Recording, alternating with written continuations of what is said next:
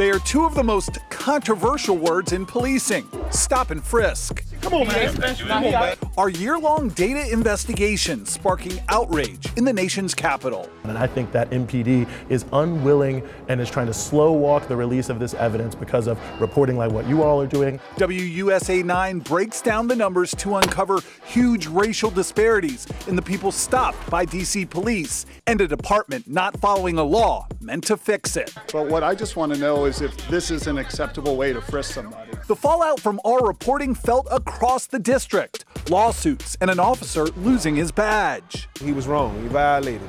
All of it leading to landmark change as Washington, D.C. adopts a new way to police: stop and frisk. Do y'all do that to white people?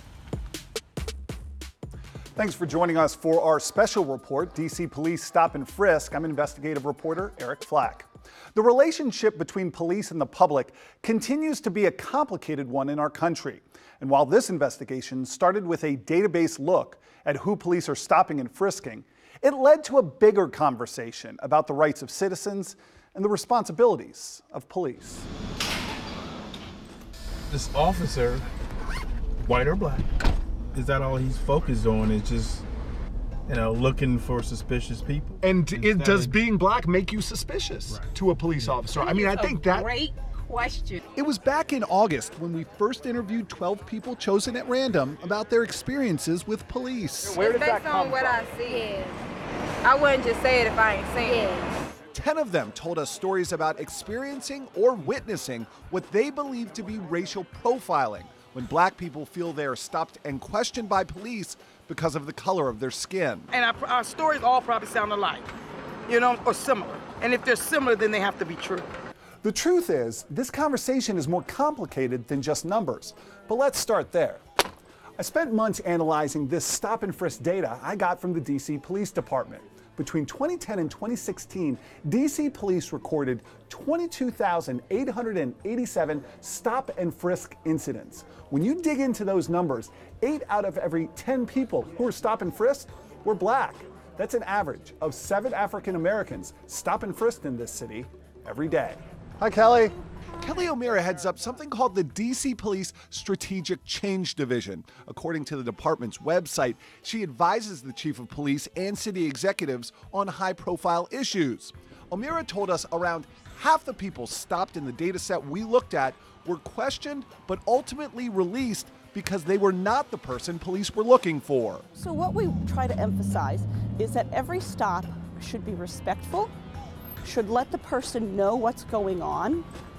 And so a stop is not necessarily an antagonistic incident. But isn't that antagonistic for a police officer to come up to me and start questioning me about where I've been and what I've been doing if in fact I'm guilty of nothing? I don't think it has to be, no.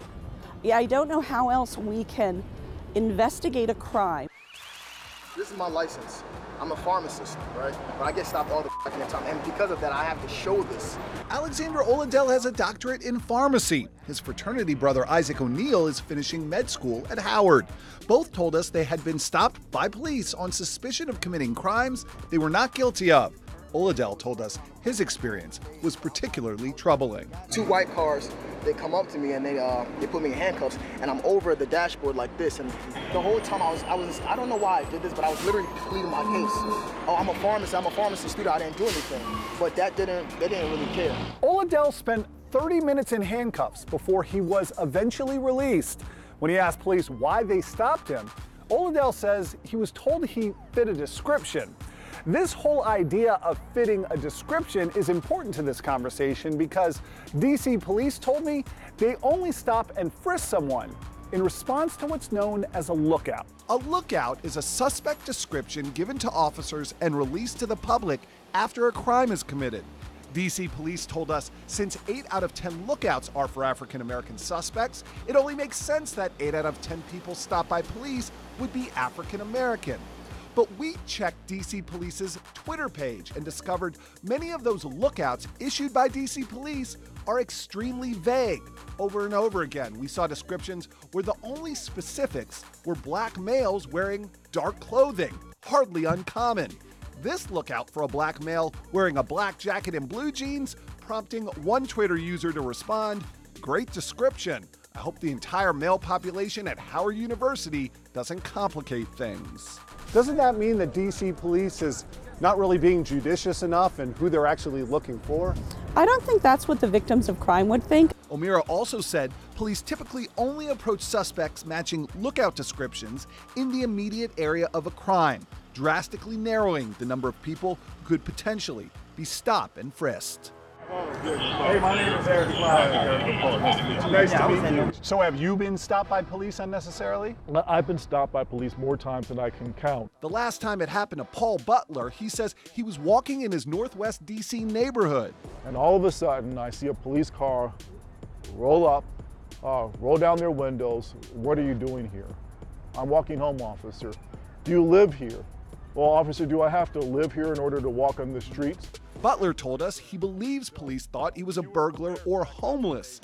He is actually a professor at Georgetown Law and the author of the book, Chokehold, Policing Black Men. They just couldn't accept that I could actually live in this nice neighborhood. And here's the punchline. These 4 officers were all African American. In fact, DC police tell us more than half the department, 52%, is African American. We're not talking about this enough. And why hasn't it gotten better? Good question, and one we wanted to put to DC's top cop, Police Chief Peter Newsham. We spent 4 months trying to sit down with the chief, formally requesting an interview with him more than a dozen times. We sent emails and texts, we made phone calls. I even met face-to-face with his staff here at police headquarters. But time and time again, our requests were put off, ignored, or flatly denied. It left us no other choice but to track the police chief down out on the street during last month's MLK celebration. Chief Newsham, hey, my name is Eric Flack. I'm a reporter from WUSA 9. Hi, Eric. Newsham told us he was unaware of all those interview requests we put in with his office. So you're asking me, you're essentially jumping me out here, trying to get me to say something that's inappropriate when I have no idea what you're talking about. Well, I never wanted to have this conversation out here. I've been trying for months to have it in a proper way. Let's set it up. But when we tried to finally set up that interview, DC police told us we wouldn't be allowed to speak with Chief Newsham after all. So who do they want us to talk to instead? A captain? A lieutenant? Nope. They told us we had to talk about stop and frisk with a person who has never stopped or frisked anyone, a career administrator who has never been a police officer. Remember Kelly O'Meara? Does the chief have more experience talking about that sort of stuff? The chief certainly has more experience actually doing the stops. O'Meara did tell us that part of her civilian role with the department is to help shape stop and frisk policy. And when it comes to the data we studied, the most important thing to consider is not how many black people were stop and frisked, but how they were treated. One, I would ask them, was it done in a respectful manner? You know, we appreciate your taking the time to work with us. We're trying to protect the city. So how many of those stop and frisks are happening in your neighborhood? Well, we have a new interactive way for you to find out.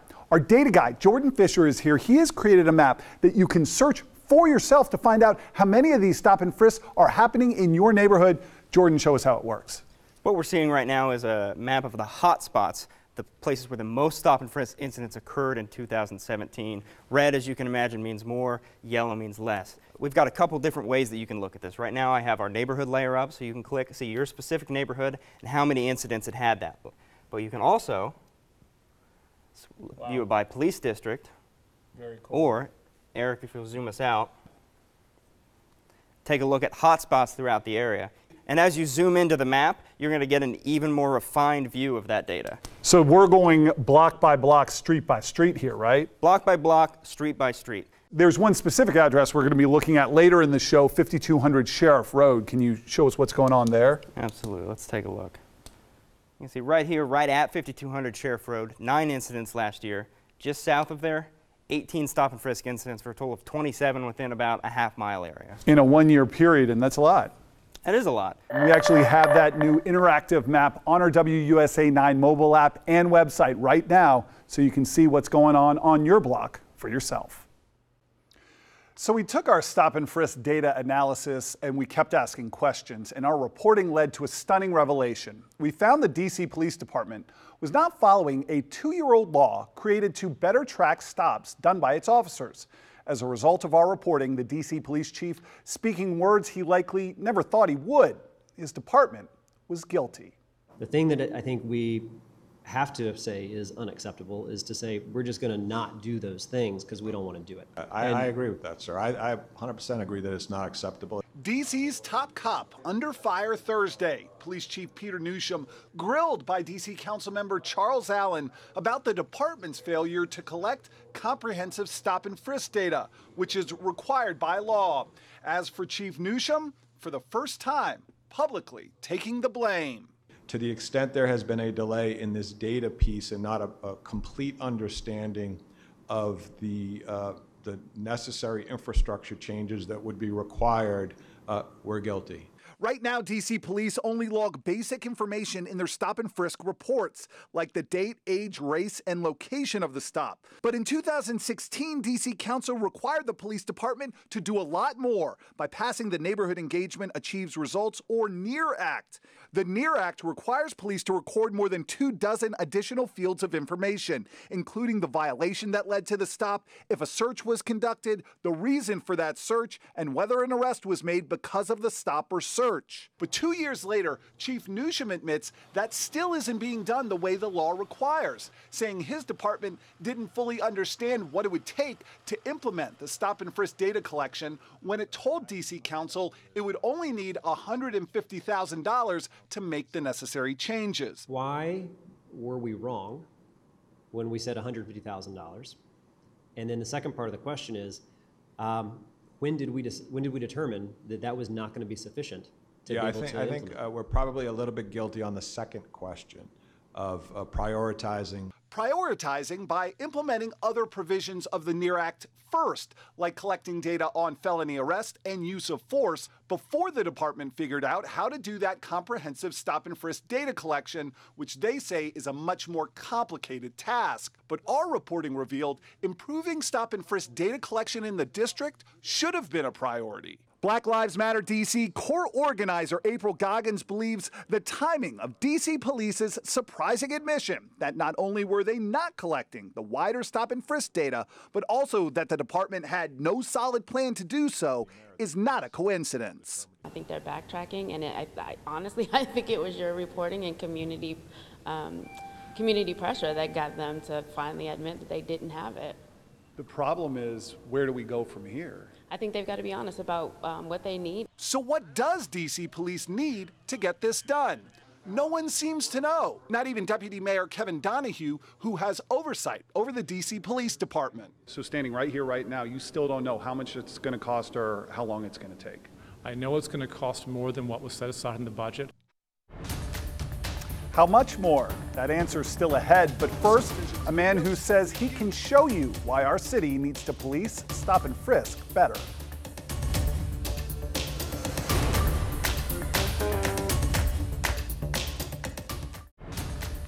What we didn't want to get lost in our DC Police Stop and Frisk series are the people impacted most by the department's failure to follow the city's stop and frisk reporting law. And as you're about to see, it's easy to understand why this matters so much to some neighborhoods. It seems like there is this big, beautiful, gentrified Washington, D.C. out there, but then there's still this part of the city that has a reality that the rest of the city doesn't know about. Is that the way it feels sometimes? Yeah, that's why I put my videos out there. Washington, D.C. may not look the same to you as it does through the lens of Suit Visions, a small YouTube page dedicated to videos of D.C. police stopping and frisking people in wards 7 and 8. Those are the last remaining parts of the city made up almost exclusively of African Americans. Suit Visions videos have been viewed tens of thousands of times. And while the man behind the camera doesn't want to show you his face, he believes his videos pull back the curtain on police treatment of African Americans. There's no trust with the police officers here in Ward 8 or 7 in major black communities in D.C. because these are the same officers that are out here harassing us, and we're supposed to call them when something is wrong. It's not going to work. What does the 26-year-old consider harassment? Watch what he caught on camera last November. A D.C. police officer rolls up on him. How you doing? Everything good? Everything good with y'all? With a question meant for a suspect. You okay? Yeah, I'm good. Okay. You don't have any guns off like that on you, right? Nah, I don't got no guns. Y'all got the guns. I'm sorry, I didn't catch that. What I was said that? y'all have the guns. I do, but I want to make sure you don't have any either. He did not have any guns. All right, I appreciate it. Have a great night, man. Do y'all do that to white people? Now we're going to show you a second video, and this one demonstrates just how fine the line can be between a justifiable and non-justifiable search, and why it's so important to record as much information as possible about stop and frisk. Police spotted this man drinking in public, and with a closer look, saw he had small bags of pot in his sock. Now, the pot was within the legal limits in DC, so the man told police they could frisk him. What you might not know is that there are two types of searches police can do.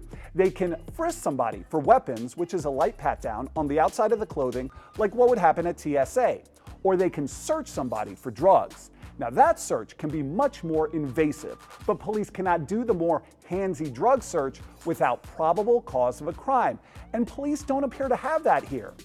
Now remember, the man did tell police they could search him, but for what? Weapons or drugs? The man never specified because the officer never said what he was looking for. And if you watch the man's reaction closely, it's clear he does not consent with where that officer is placing his hands. Come on, man. Come on, man. Hold, you stuck your finger in my... He don't got nothing on him. He all right? Yeah, don't do that. He don't got nothing on him. He stuck his finger in my crack, man. Don't do that, man. Nah, he don't got nothing. Come on, man. He don't got nothing on him. Keep in mind, if that man did not specifically consent to a drug search and officers didn't witness him committing a crime, the police officer did not have the right to search him for drugs, which means it wouldn't matter what the officer later wrote in this incident report, that he felt what he believed to be contraband hidden in the subject's rear end. The officer eventually discovers that contraband was, quote, underwear, which had bunched together. The man was released and allowed to leave, but not before the officer mocks that cameraman, comparing him to people who post videos to the popular hip-hop website World Star. How y'all doing, World Star? How y'all doing, World Star? Free to read, free to work for. I got all that on camera too. You going in them too. We showed the video to the ACLU District of Columbia, who called it, quote, exactly the type of abusive interaction between DC police and residents that motivated DC Council to pass the NEAR Act data collection requirement. The Neighborhood Engagement Achieves Results, or NEAR Act, was created in 2016 to force police to record a lot more details about stop and frisk, to keep DC police in check, to make sure officers aren't unfairly and unconstitutionally profiling African Americans. But our reporting revealed the DC Police Department was not following that 2-year-old stop and frisk data collection law. To the extent there has been a delay in this data piece and not a complete understanding of the necessary infrastructure changes that would be required, we're guilty. Meaning there is no comprehensive data on stops like the ones we showed you to determine whether they were by the book. Do y'all do that to white people? Hi, Chief Newsham. Hi, sir. What's your name? Eric Flack, WUSA. Chief Newsham said he didn't know my name, but he seemed very familiar with our stop and frisk reports. But we can't work with you, I'm sorry. Okay, can you just tell me if this I think you heard what I is said. inappropriate? I think you heard. Well, I disagree with everything you said, but what I just want to know is if this is an acceptable way to frisk somebody. Newsham wouldn't answer that, saying instead he didn't agree with our reporting. Well, I mean, I think my questions are fair, and I've not misrepresented anything. You have misled the public according to my public information officer, and some of the things you have done have been unethical. I want the police to follow the law. That's it. The man behind those street videos is also still waiting for answers about how police treat the people in his neighborhood. It makes me feel like I'm not even welcome to walk down my own street. Despite repeated requests, DC police never offered any specifics as to how our Stop and Frisk series has been misleading. And in fact, we had not heard the last of one of those videos that we exposed. More on the fallout from those controversial images later in our show. But first, the police chief and the mayor sued for the Stop and Frisk tracking failures we uncovered.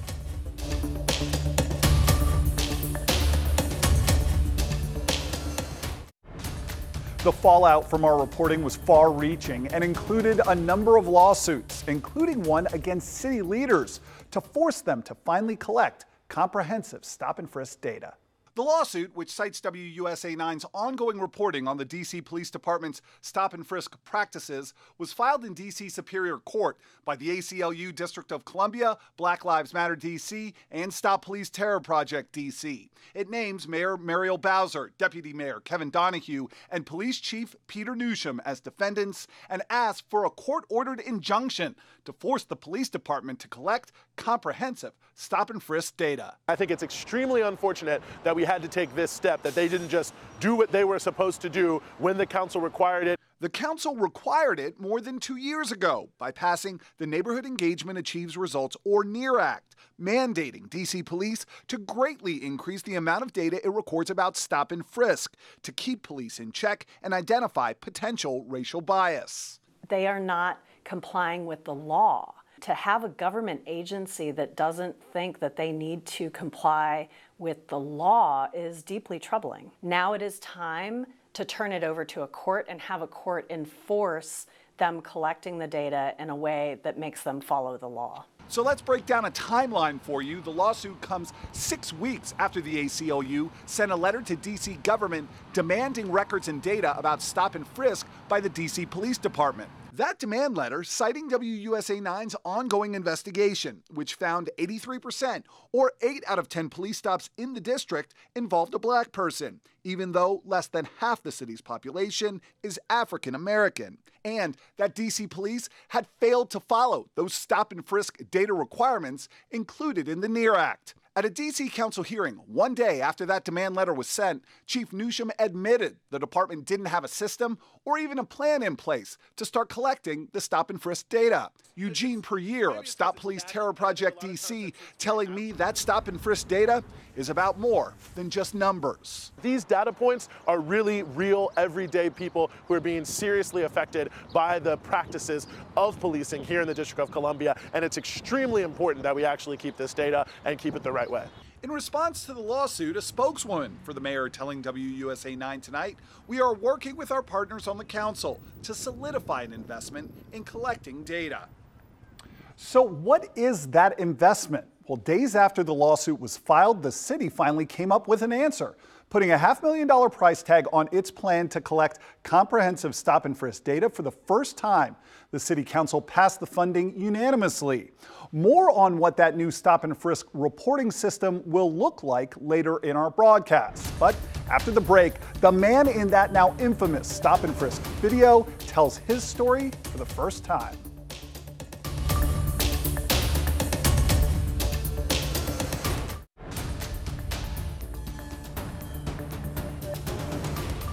Now, as I mentioned earlier in our show, there was a second lawsuit that came out of our reporting. This one accusing a D.C. Metropolitan Police officer of violating a man's constitutional rights during a stop and frisk. That lawsuit came less than 2 months after we broadcast cell phone video of the incident. The man in that video breaking his silence to WUSA 9, telling me he felt humiliated and degraded by that police officer. I'm a very important guy in my community. Very important. They love me. I'm the ice cream man, so. MB Cottingham means that literally. He says he drove an ice cream truck for years in Southwest D.C. when he wasn't trying to get his singing career off the ground. But now he's known best for this video of a stop and frisk from September 27th, 2017. Posted to YouTube, seen more than 52,000 times, replayed in Cottingham's mind over and over again. Come on, man. Come on, man. Hold, you stuck your finger in my.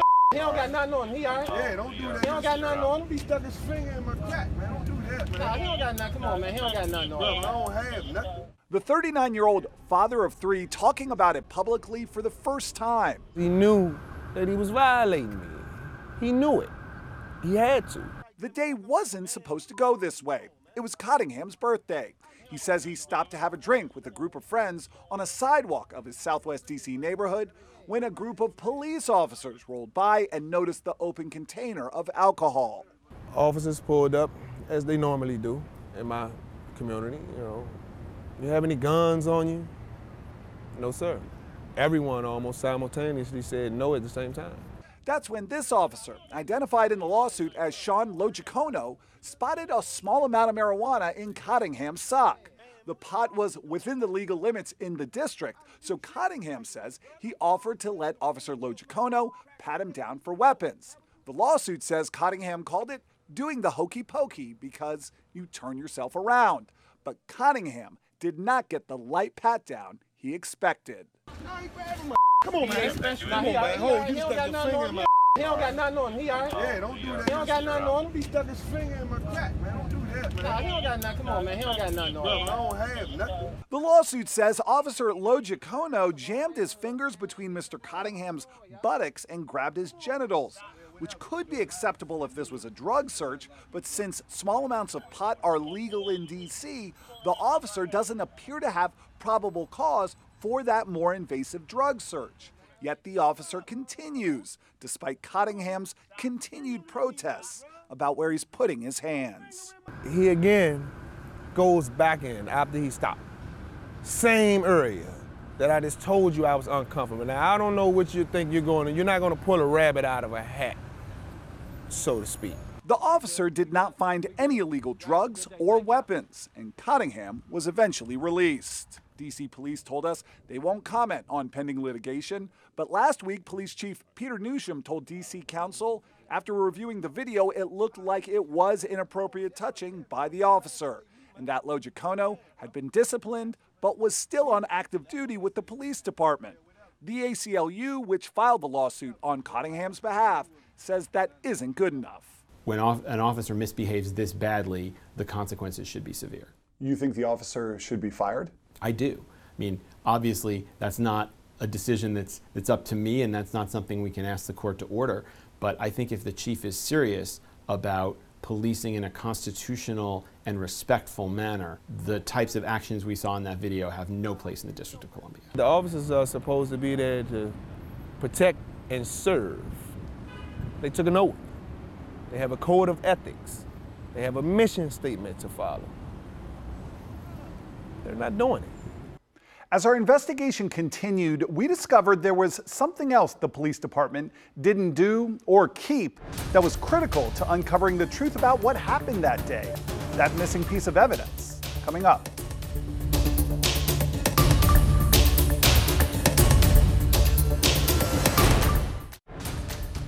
As we continued to investigate a stop and frisk many in our community called unconstitutional, a stunning revelation: body-worn camera video taken by the officer that day had been erased, and we wanted to know why. When D.C. police officer Sean Logicono performed this search on MB Cottingham last September, it was this cell phone video that sent shockwaves through the D.C. community. Come on, man. Come on, man. Hold, you stuck your finger in my. He don't got nothing on him. He all right? Yeah, don't do that. He don't got nothing on him. He stuck his finger in my cat, man. Don't do. Officer Logicono was searching Cottingham for illegal drugs he never found. A search the ACLU District of Columbia now says was unconstitutional in a lawsuit filed after we brought the video to light in our ongoing series, DC Police Stop and Frisk. It accuses the officer of repeatedly jamming one or more fingers into Mr. Cottingham's anal cavity and grabbing his genitalia without a warrant, probable cause, reasonable suspicion, or consent. He was wrong. He violated me. Logicono, who is fighting the department's efforts to fire him because of the incident, has denied touching or searching Cottingham inappropriately, arguing he got out of his cruiser after spotting an open container of alcohol and that Cottingham consented to a search after the officer found a small legal amount of marijuana in his sock. Problem is, the cell phone video doesn't show any of that, but Officer Logicono's body-worn camera footage might. Would you want that other camera angle? Would you want that body-worn camera? Yes, I would love to see that video because it tells more of the story. So we asked for the footage under the Freedom of Information Act, and were surprised when DC Police sent us this response, telling us the recording had been purged by the department. In a case that sparked outrage and forced DC Police Chief Peter Newsham to answer tough questions about his officers' conduct. I just want to know is if this is an acceptable way to frisk somebody. Why wouldn't the department have kept the body cam footage that could have exonerated its own officer? Get this, in D.C., body-worn camera recordings only have to be kept for 90 days, unless it's evidence in a criminal or internal investigation. Now, there's no criminal investigation here, since Officer Logicano never ended up finding anything illegal on Cottingham. But how about an internal investigation? According to D.C. Police's own posted guidelines, body-worn camera recordings of incidents that result in internal investigations should be kept 5 years. And D.C. Police told us there was an internal affairs investigation into Logicano, one that led to his dismissal. Which begs the question, why wasn't that video kept? Harlan Yu runs a D.C. nonprofit that studies body cam policies and when police should and shouldn't be keeping that video. I think if somebody at the department knew about it, they should have at least flagged that footage. Cottingham says the department did know about it, telling us he complained to commanders at the district the very same day, but felt like he was getting the runaround. And spoke with one guy, sent me to another guy, sent me to another guy, that sent me to another guy that I had to wait for. Cottingham left without filing a formal complaint. D.C. Police tells us that the purging of Officer Logicano's body cam video is consistent with MPD policy on records retention and evidence preservation. This, despite what's right there in black and white about that 5-year guideline on internal investigations. Now, we checked with dozens of police departments and found most mirror the guidelines of the district. But there are some departments that keep body-worn camera footage much longer. In New York, police keep body-worn camera video 1 year. In Chicago, it's kept 5 years, regardless of whether it's been flagged as part of an investigation. Still ahead, a surprising conclusion to that lawsuit and the career of the officer at the center of the controversy. But first, tensions between police and the community boil over. Let's go! Let's go! Let's go! Let's go! Back up! Yo, y'all can get touched. I don't know why you keep saying it. If he tells you not to come, then you gotta move back. As the issue of stop and frisk turned into a citywide conversation, another controversial incident came to light. Remember earlier when we used our new interactive data map to show you all the stop and frisks that happened on Sheriff Road in the Deanwood community? Well, we discovered a cell phone video from that neighborhood that once again forced the department to take a hard look at the way its officers are doing stop and frisk. How's everybody doing? We coolin'.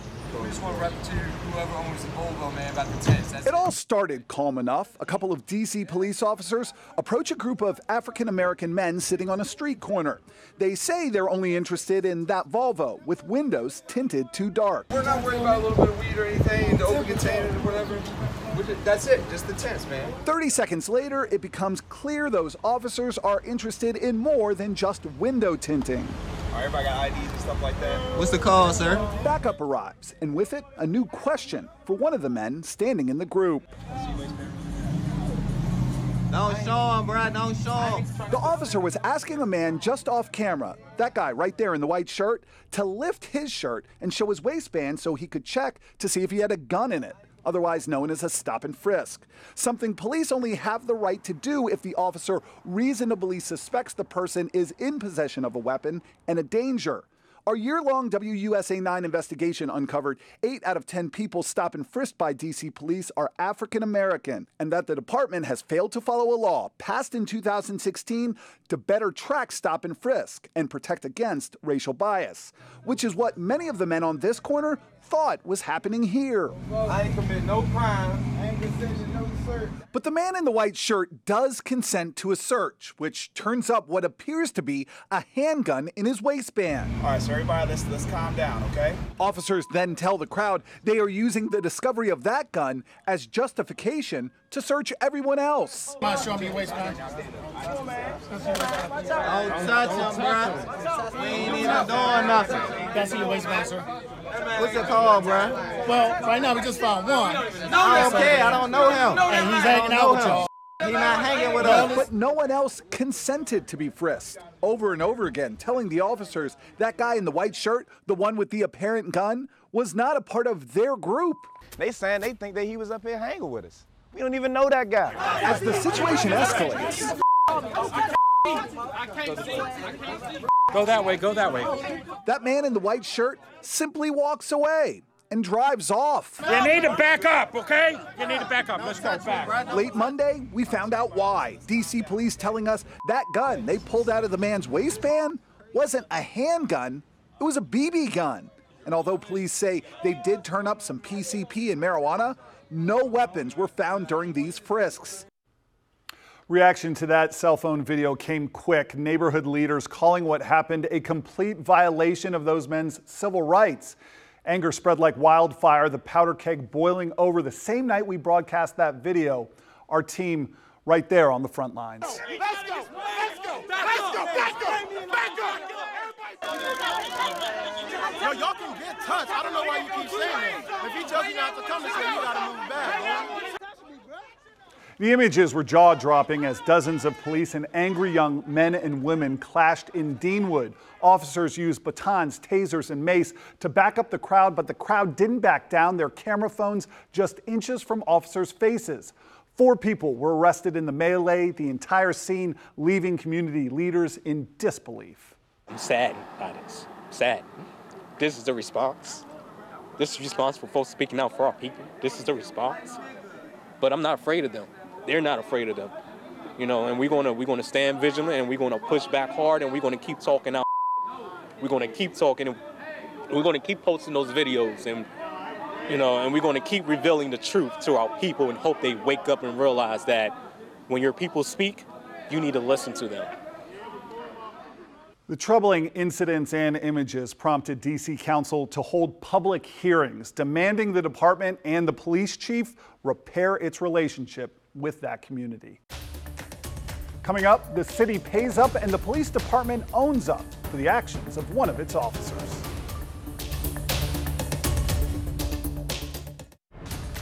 As pressure from the community and DC Council mounted on police to make changes, we learned one member of the department would be losing his badge.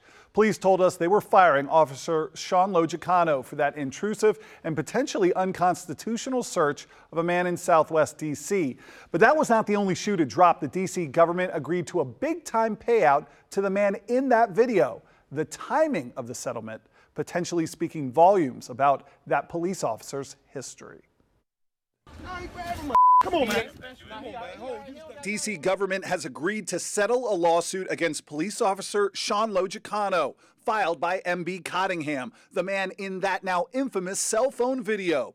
The district now agreeing to pay the 39-year-old father of 3 an undisclosed amount of money after Cottingham sued the police officer for violating his civil rights during this search in September 2017. Does this make it all better?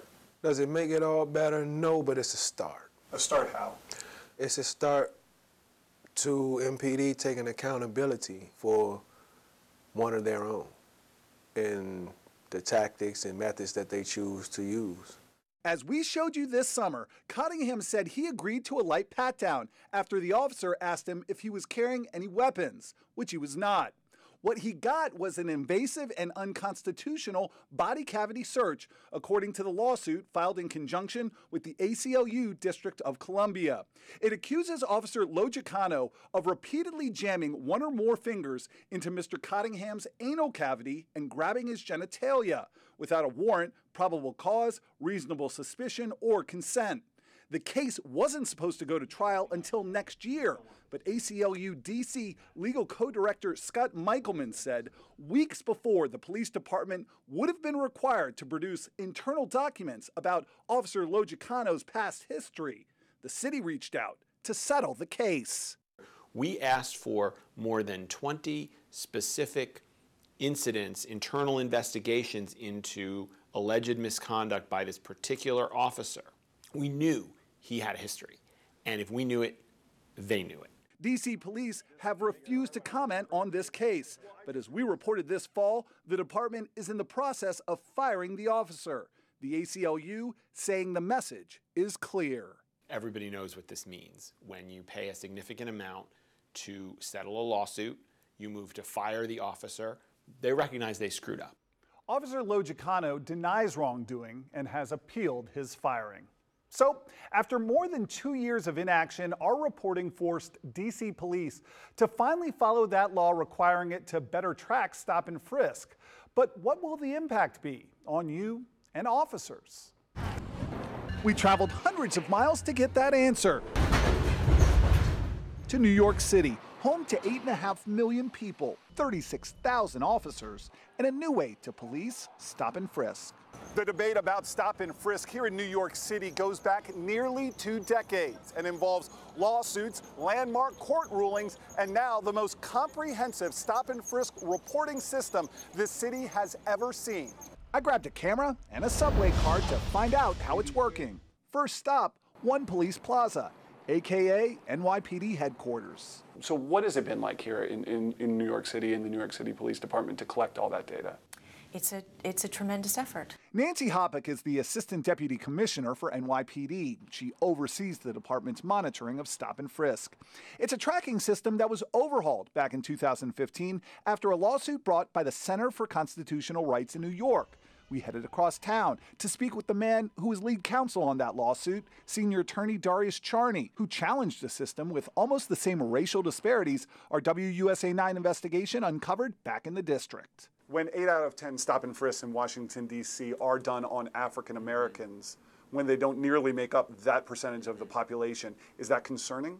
Absolutely. I mean, that's the same exact disproportionality we had in New York, which is what led to our case, which is what led to all of the court rulings and all the changes around stop and frisk. Those changes forced NYPD officers to fill out this comprehensive reporting form every time they stop and frisk someone. A very similar data set DC Police is now required to collect under the NEAR Act. But DC Police admits it has failed to follow that 2-year-old law, continuing to document only limited data about stop and frisk. When you are only collecting age, race, date of a stop, location, what are we missing there? We're missing whether or not the stop was legal. In other words, why did the officer make the stop? The stop and frisk data here in New York City is giving the public a never-before-seen window into the stops made by NYPD officers. So how many of them are justified? Well, just like everything else with this conversation, that's a complicated question. This audit, released last December, found reasonable suspicion in 71% of NYPD's 2017 stops. But what does that mean about all the rest? Is it fair to say, then, that 30% were not justified? No, and that's the limitation of using paper. Hoppick told us that while some of those stops were found to be unjustified by supervisors who reviewed them, others were simply not articulated by officers correctly, meaning they were justified, just not recorded in a way that demonstrated why. Despite its shortcomings, Hoppick calls the new stop and frisk reporting the system NYPD needs. You're going to get no argument from the NYPD that it is important to collect data about our enforcement activity and to share that data with the people we police.